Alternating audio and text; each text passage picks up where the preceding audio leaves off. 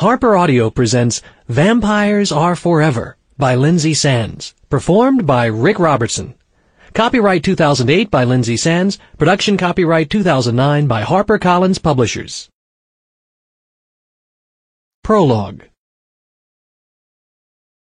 You'll be flying over in one of the company jets. It should be ready and waiting by the time we get to the airport. Thomas Arsenault nodded, but his attention was on the clothes he was ripping from hangers in his walk-in closet and shoving into his knapsack. Etienne watched briefly and then burst out, "Why hasn't Mother called?" Unable to answer the question, Thomas grimaced and shook his head. He found the whole situation upsetting. After 700 years as a housekeeper, Marguerite Arsenault had decided to start a career. But she hadn't eased her way into the workforce with a secretarial job or some other mundane career. Instead, she decided she wanted to be the next Sam Spade, or Samantha Spade, as the case may be. The woman who had rarely left her home before this had taken on a job as a private detective and flown off to Europe to locate the mother of a 500-year-old vampire. While Thomas understood her desire to have a career to fill her time, he wished she'd chosen something a little less exotic, and preferably one that could have been done at home in Canada. She called every evening for the first 3 weeks, sometimes twice in a night, and then bang, nothing at all. Something must have happened, Etienne muttered. Thomas glanced over his shoulder, noting that his fair-haired, usually mellow cousin was anything but mellow now. Etienne was pacing behind him in the small walk-in closet, his face marred by lines of concern. It was an emotion the entire family was presently suffering. Marguerite Arsenault had been out of contact for 3 days now. Normally that wouldn't be cause for concern, but Lysiana, her only daughter, was in the last month of her first pregnancy.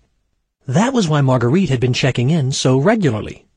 Everyone knew she'd intended to drop everything and fly home at the first sign that Lysiana was going into labor, which made this sudden silence very disturbing. "Thomas?" Etienne stopped pacing and suddenly touched his arm. "I really appreciate your flying over to check on her like this, and so does the rest of the family."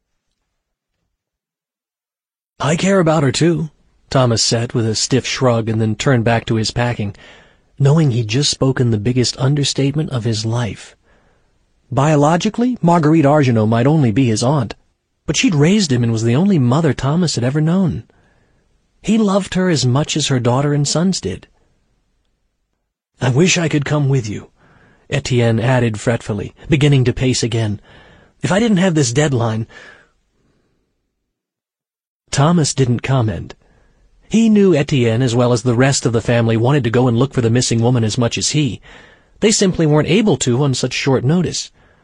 However, he also knew they were making arrangements to follow as soon as they could. Thomas was sincerely hoping that wouldn't be necessary. He hoped to arrive and find her alive and well and with some silly, simple explanation for the lack of phone calls. The sudden electronic ring of a phone made both men pause.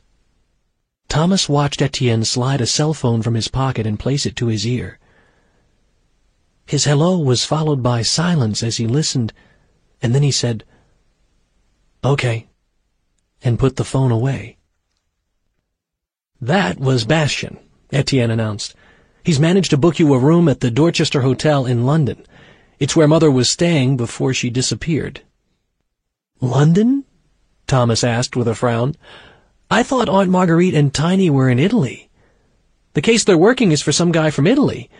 Noci or something." "Notte," Etienne corrected, pronouncing the name Notte. "And he is Italian, at least on his father's side. But apparently he was born in England, so that's where Marguerite and Tiny started their search." When Thomas merely stared at him doubtfully, he added, "Bastien arranged the plane for Mom and Tiny, and he says they went to England." "So, she's in England, not Italy," Thomas muttered and began dragging out the white linen pants he'd been stuffing in the knapsack, replacing them with jeans and a couple long-sleeve shirts to go with the packed T-shirts. It was early fall. The evenings would be cooler in England. Sample complete. Ready to continue?